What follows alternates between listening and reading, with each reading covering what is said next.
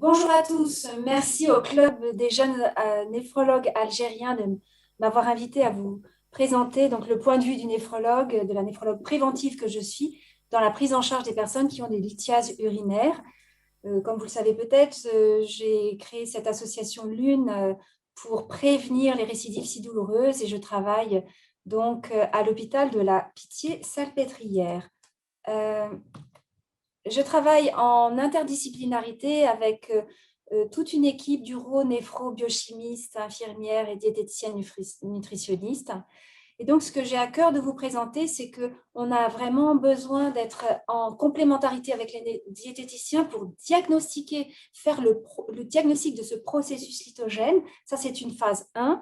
Et puis, pour mettre en place des objectifs ciblés de thérapeutique préventive, ça, c'est la phase 2. Et j'ai travaillé énormément avec Marie-Paul Dousseau, qui est diététicienne nutritionniste. Mes souhaits aujourd'hui, c'est de vous faire comprendre que les calculs urinaires sont des pépites d'information. Ils sont porteurs d'un message de rupture d'équilibre très important entre force lithogène, on va voir, et anti-lithogène, qu'il est très important de décrypter. Et il ne faut pas s'intéresser seulement au rein, mais penser complètement système.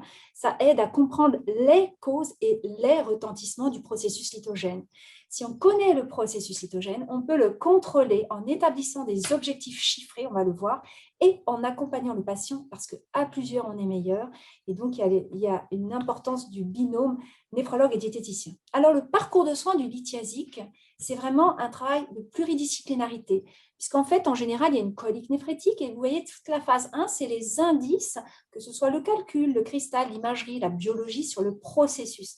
Le néphrologue, on va avoir à cœur de faire ce diagnostic grâce à l'interprétation médicale, l'interprétation des analyses, de la biologie, et on sait qu'il n'y a pas de normes urinaires, on va voir pourquoi c'est important de travailler avec des diététiciens nutritionnistes.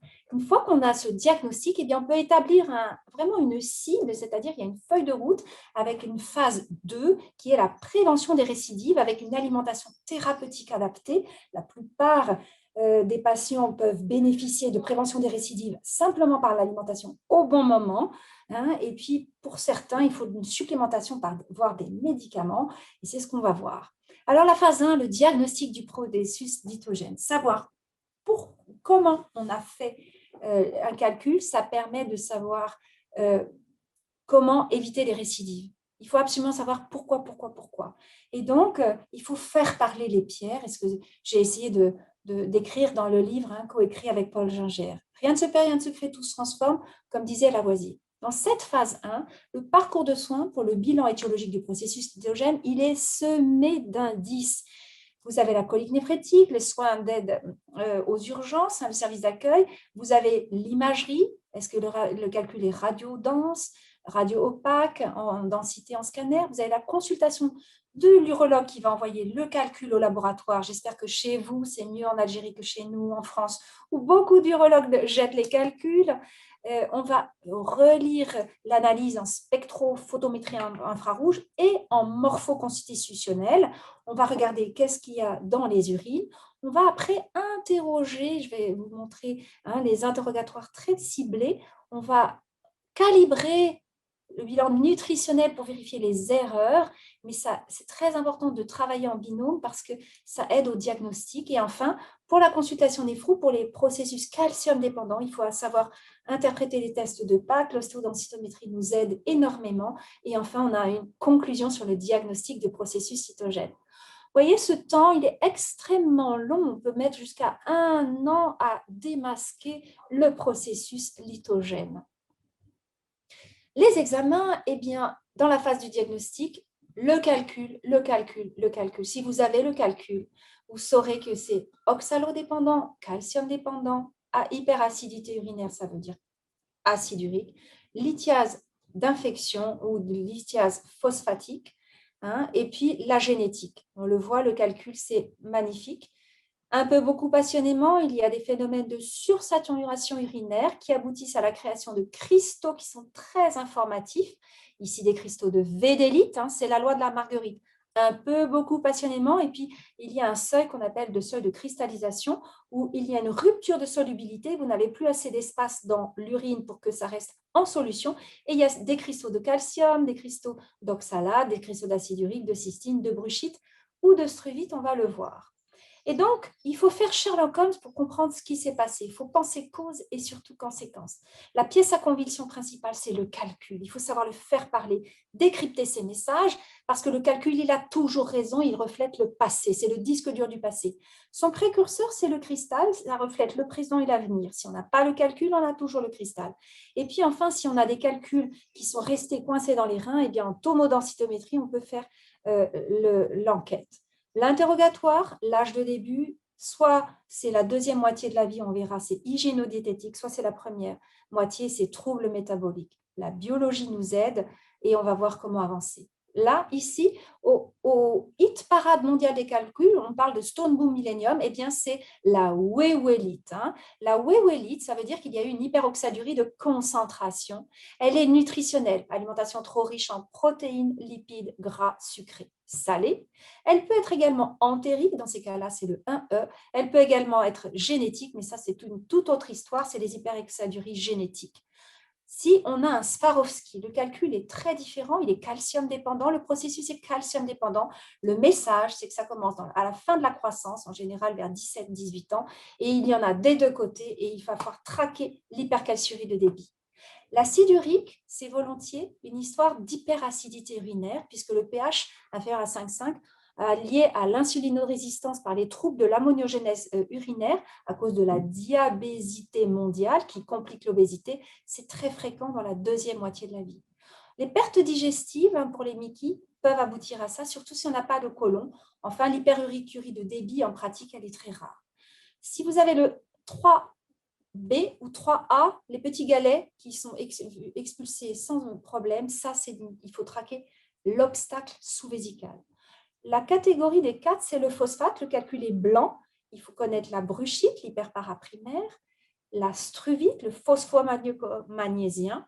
Et enfin, la carbapatite, elle est très souvent liée aux infections. Enfin, si vous avez un calcul de cystine qui ressemble à un bonbon au miel, c'est facile. Vous avez directement le processus, il est pathognomonique. La morphologie des calculs en imagerie, comme vous voyez, elle peut être radio-opaque, très dense quand il s'agit de bruchite. Elle est radiotransparente, comme vous le savez, pour l'acide urique. Et puis, on va regarder la néphrocalcinose, des calculs ramifiés, coralliformes. On va regarder par rapport à la densité de la vertèbre sous-jacente. Ici, tout de suite, on voit une anomalie de Kakirichi, c'est-à-dire le rein en éponge, une dilatation précalicielle des canaux collecteurs kystiques et donc qui peut aboutir à l'excrétion, vous avez vu sur ce patient, une colique néphrétique, de la WW, de la WD, de la bruchite et de la carbapatite. Donc la densité, elle est très intéressante par rapport à la radioopacité des vertèbres et par rapport à la densité en scanner. L'échographie, vous voyez ici, on ne voit rien, mais si on sait qu'en échographie, il y avait un calcul, en agrandissant ici, on voit que finalement, on devine. La sensibilité du couple est très intéressante. Si on n'a pas le calcul, eh bien, on a le scanner. Il faut savoir lire les scanners en fenêtre osseuse. Et vous avez, en fonction de la densité ouncephile, l'acide urique très pâle, très radio-transparent, mais qui est dense inférieur à 500, la cystine 600, struvite 700, cystine un petit peu alcalinisée, vous avez également entre 600 et 800, la wewelite et la wedélite, donc les processus oxalo et calcium dépendants, sont très dense. Enfin, la bruchite, c'est le plus dense. On compte les plaques de Randall, c'est dépôts sous-muqueux, très important. Et on aime bien savoir ASP, écho, tomo, ASP, écho et scanner, comme ça, on sait les vraies images et les fausses images. Le scanner basse dose, il est très important pour guider le thérapeutique. On va regarder les nombres, on va différencier Kakirichi, on va voir les séquelles de pyélonéphrite, les encoches. Et puis, ça permet de valider les vraies images et les fausses images en scanner. Par exemple, ici, vous avez en scanner basse dose un calcul coralliforme chez une personne obèse et on voyait que c'était 396 unités ounce-fil. Donc, comme ça, on sait qu'il va bénéficier d'une néphrolithotomie percutanée. Ici, c'est un patient qui a une néphrocalcinose par mutation du gène R et on voit qu'ici, il ne faut pas confondre néphrocalcinose et vrai calcul. C'est un patient qui, en fenêtre abdominale, avait une néphrocalcinose simple, mais en fenêtre osseuse, on voyait bien qu'il y avait un vrai calcul ici, calcul qui, vous le voyez, a été retiré chez cette personne opérée. Nous ne ferions plus jamais d'urographies intraveineuses qui sont trop, trop, trop irradiantes. Le scanner, là encore, on voit que la densité ici, chez ce patient qui a une mutation, une acidose tubulaire distale, c'est de la bruchite, c'est aussi radiopaque que la vertèbre. C'est très, très, très dense, la bruchite.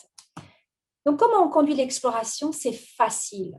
Soit c'est une lithogenèse simple, un calcul, calice inférieur, deuxième moitié de la vie, très, très espacé.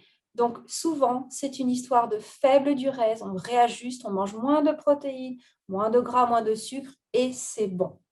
Si au premier bilan, on a l'hypercalcémie, l'hypercalciurie, eh bien, on va directement, là encore, après à l'exploration approfondie. Si ce n'est pas simple, en revanche, si c'est compliqué, on va directement aller l'associer à l'exploration approfondie s'il s'agit d'une lithiase précoce, multiple, bilatérale, récidivante, avec néphrocalcinose, anomalie métabolique, perte d'un rein, insuffisance rénale, protéinurie ou ostéoporose.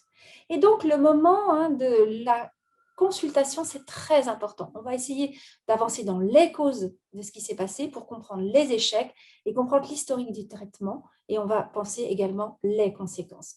Quel est l'âge de la première manifestation? Inférieur à 20 ans, c'est toujours, toujours, toujours métabolique. Ça ne peut pas être exclusivement alimentaire.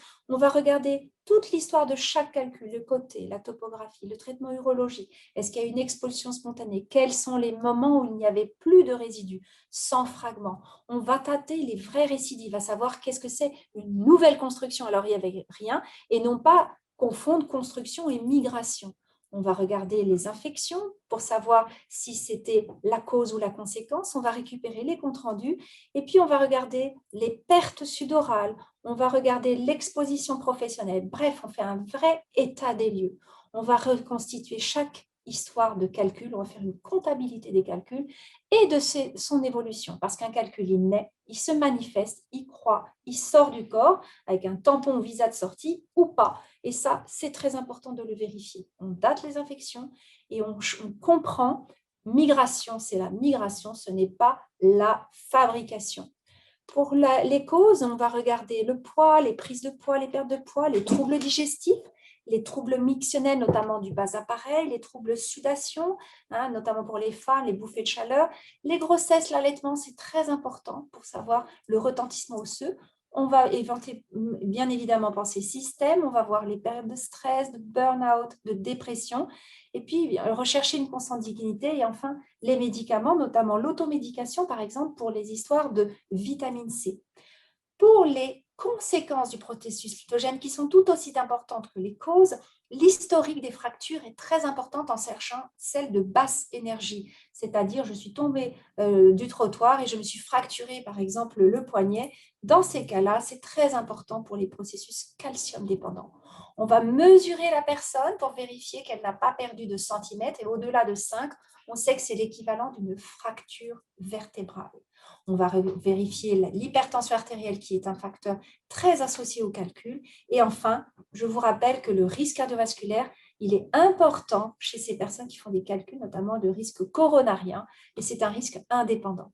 Bien évidemment, les facteurs familiaux sont très importants, le diabète, la goutte, l'ostéoporose, mais également, bien évidemment, les histoires de consanguinité, de transmission autosomique récessive, la cystinurie, l'hyperoxalurie, et puis vous avez les transmissions liées à l'X. Donc, vous allez, en tant que néphrologue, faire le lien, cette enquête pour savoir le calcul, qu'est-ce qu'il dit? Il dit le processus lithogène et qu'est-ce que sont les anomalies actuelles observées. Donc, dans la phase 1, l'examen de première intention, on va traquer l'hypercalciurie de débit, c'est-à-dire supérieure à 0,1 millimol kilo jour, avec un risque osseux. L'hypercalciurie de concentration, ça veut dire que c'est le risque de lithogenèse. Donc, on dissocie bien les deux. Elle est influencée, cette calciurie, par les apports en calcium, les apports en protéines, les apports en sodium, la natriurèse et l'urée urinaire influencent sur la calciurie. Et enfin, on va chercher les pH extrêmes. Mais attention, attention, chez les patients qui ont un processus en particulier calcium dépendant, très souvent, il y a des fausses normocalciuries parce qu'ils ne mangent plus du tout de calcium et donc ça passe, comme je dis souvent, sous le radar.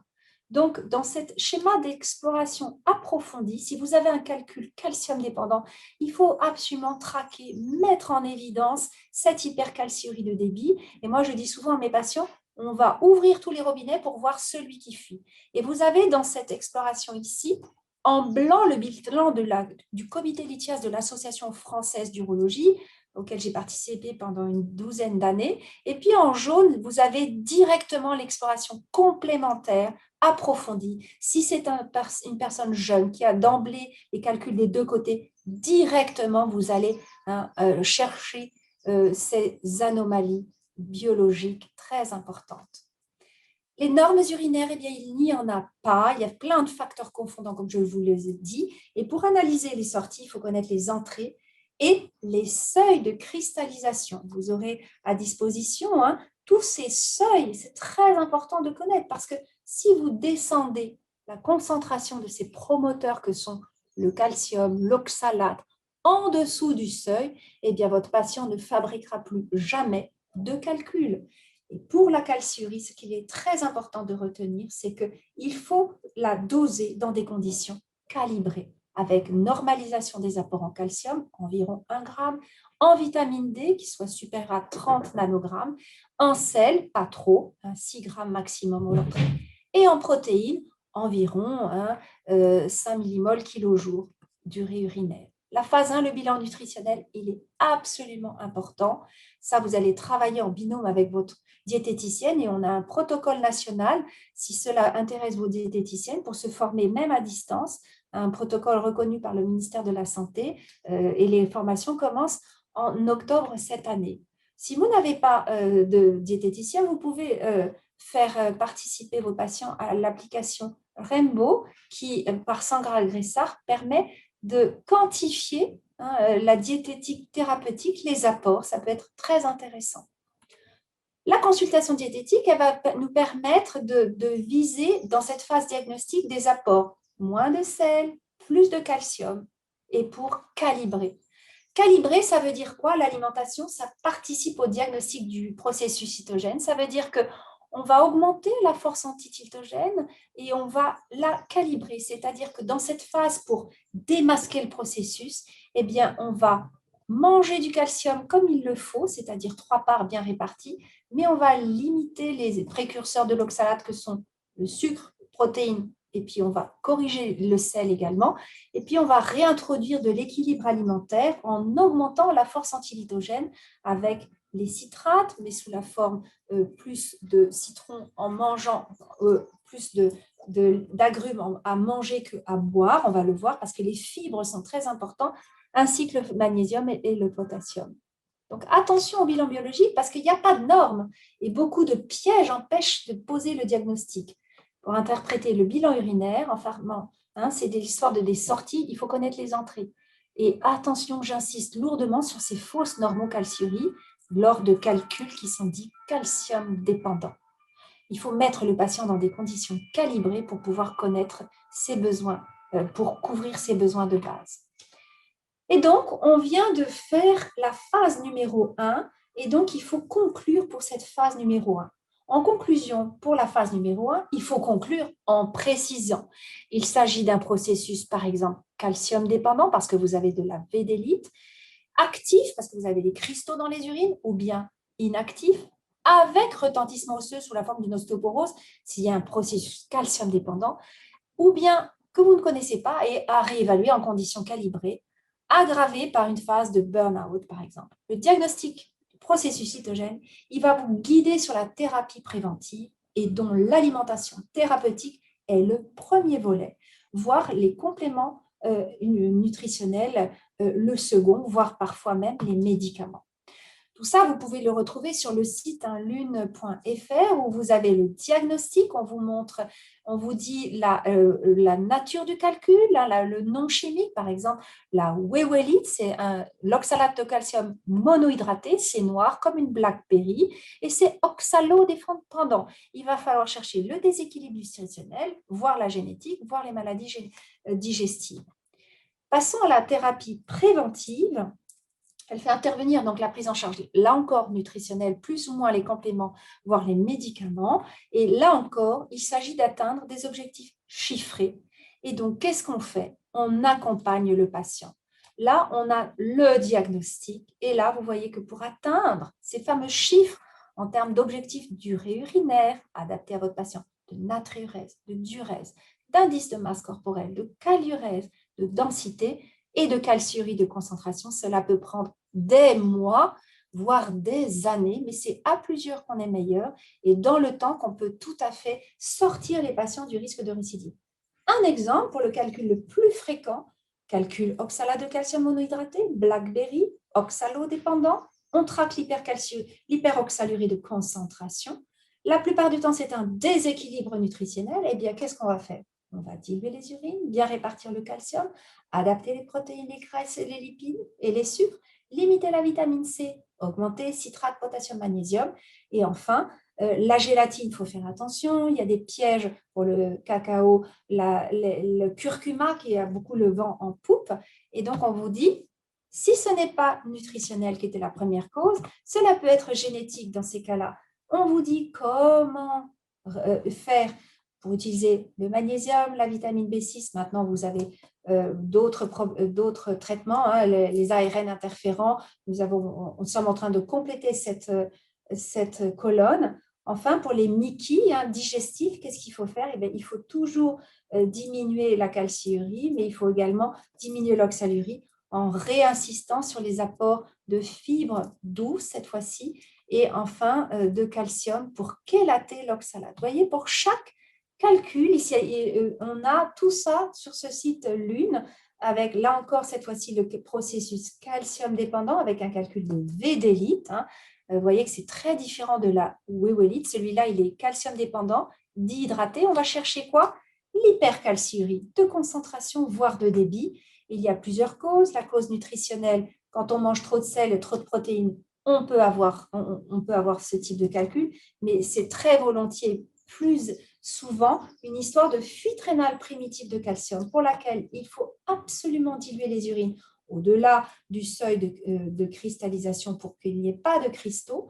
Il faut faire l'ostéodensitométrie pour vérifier le retentissement. Et puis, s'il y a une ostéoporose, il faut augmenter les apports de calcium et de vitamine D en gardant, en diluant, tisane du soir, espoir contre les cristaux du matin, chagrin. On peut tout à fait reconstruire l'os sans reconstruire les calculs si on dilue suffisamment nos urines, notamment de la nuit, car la cristallurie du matin, chagrin, c'est là que les cristaux se forment parce qu'on ne bouge pas. Donc moi, j'ai un adage, c'est tisane du soir, espoir, contre les cristaux du matin, chagrin. Et nous monitorons nos patients sur la calciurie du matin.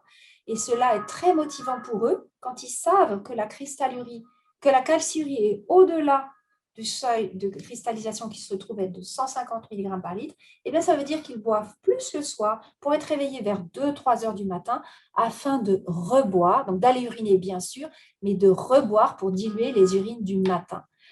Le dernier cas clinique, c'est l'acide urique.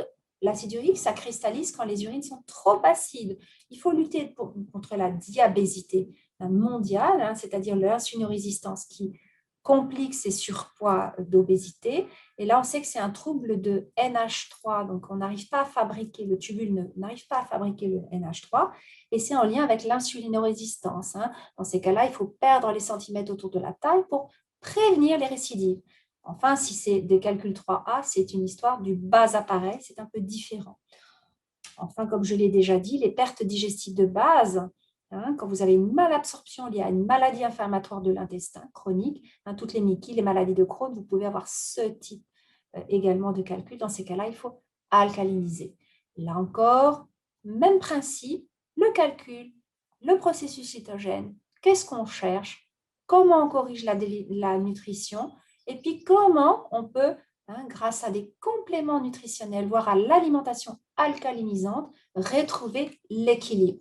Je ne vais pas détailler, vous retrouverez tout cela sur le site. La struvite, phosphoammoniaco-magnésien, c'est une infection à bactéries productrices d'uréase et dans ces cas-là, le pH augmente Il faut bien sûr diluer, mais il faut surtout acidifier les urines après avoir retiré le calcul, parce que le germe, il est également dans le calcul. Ce sont des calculs terribles qui récidivent si vous ne prenez pas la peine de stériliser vos urines. La bruchite, c'est du phosphate de calcium très très dense. Il faut chercher l'hyperpara. C'est un processus calcium dépendant. Et donc là encore, l'hyperpara. Il faut être opéré de l'hyperpara. Vous avez aussi certaines acidoses tubulaires distales qui peuvent donner cela, avec les mutations de l'H plus ATPase, donc la sous-unité de la pompe H plus ATPase tubulaire distale. Enfin, la carpapatite, là encore, elle est à classer comme l'astruvite. C'est un mélange de processus calcium dépendant et d'infection. Là encore, on va baisser la calciurie en dessous du seuil de cristallisation. Pour la cystine, mutation, c'est le calcul est pathognomonique. Il faut avoir un pH urinaire à 8 et on va voir que c'est très compliqué pour eux. Il faut adapter les protéines, en particulier la méthionine. Nous avons fait un livre, un guide nutritionnel qui est téléchargeable gratuitement pour les personnes atteintes de cystinurie, où on explique l'alimentation alcalinisante. Enfin, pour le kakirichi, il faut faire attention parce que le kakirichi, ça veut dire trouble de l'acidification urinaire, donc risque de phosphate, avec très volontiers fuite rénale primitive. Donc chez eux, bien couvrir les apports en calcium et très souvent un petit peu de thiazidique s'il y a de le retentissement osseux pour corriger l'ostéoporose secondaire à la fuite rénale. Donc en pratique, adapter les antilithogènes, c'est retrouver l'équilibre acido-basique. Et donc, l'indice PRAL, c'est les aliments qui sont potentiellement acidifiants. Vous avez les sodas, donc ça, chez les patients cystinuriques, il faut vraiment faire attention. Et puis, l'équilibre, eh bien, vous allez tout ce qui est alcalinisant, les abricots, bananes, les fruits, et puis tout ce qui est végétal, légumes, les figues séchées, épinards, etc. Donc, nous, on regarde si on a besoin d'acidifier ou d'alcaliniser les urines. On utilise des calendriers mictionnels. On utilise une ordonnance avec le bilan du matin chagrin, comme souvent je l'explique. On va traquer cette fameuse hypercalciurie de concentration qui est si importante à diminuer, à corriger, qui dépend également des apports en protéines. Donc, en fait, on a des objectifs à atteindre, complètement chiffrés et ciblés. On a besoin d'atteindre moins de natriurèse et on a besoin de renforcer la kaliurèse par ces légumes qui sont si précieux pour notre alimentation, plus de fruits à mâcher et non pas à boire. Donc, on a beaucoup d'outils concrets parce que cette association LUNE, qui est une association soignant-patient, elle est absolument indispensable pour créer des outils d'accompagnement et d'éducation thérapeutique. On a des ateliers, on a des calendriers mictionnels, on a des ateliers d'automesure, des cahiers d'automesure, et on sait que les outils concrets d'ateliers sont particulièrement intéressants pour les personnes atteintes de maladies rares. Pour vous donner une idée, je suis environ un peu plus d'une centaine de personnes atteintes de cystinurie. Elles sont très, très heureuses de pouvoir se retrouver, notamment lors des 3 réunions nationales que j'ai également organisées. En conclusion, même si je suis allée peut-être un peu vite, vous pourrez tout retrouver et sur le site internet et dans le livre que j'ai coécrit avec Paul Gingère. Quand on cherche, on trouve, et surtout à plusieurs, on est meilleur et en persévérant dans le temps. En cas de lithogenèse récidivante, le néphrologue, il a toute sa place et il se doit de faire ce fameux diagnostic du processus lithogène et de son retentissement. En cas de difficulté diagnostique, les centres d'expertise pluridisciplinaires, interdisciplinaires comme le nôtre peuvent aider. On est là pour vous aider en cas de besoin. Et de même que l'orientation vers des équipes ayant des programmes d'éducation thérapeutique personnalisés du patient, cela peut aider. Enfin, il ne faut pas oublier la prise en charge des facteurs de risque cardiovasculaire. Sur ce, je vous attends tous au séminaire LUNE 2023 que nous organisons pendant les séminaires universitaires de néphrologie, ainsi qu'au séminaire Neptune, où j'ai eu aussi le plaisir de vous rencontrer, plusieurs d'entre vous. Enfin, pour une note, voilà, si vous voulez, avec Paul Gingère, nous avons vraiment fait ce livre pour qu'il soit particulièrement illustré. Il est intéressant et pour les patients et pour les soignants. Et il est vendu 19,90 € au profit de cette association dont l'objet est la prévention. Je vous remercie pour votre attention et répondrai à vos questions. Merci à tous.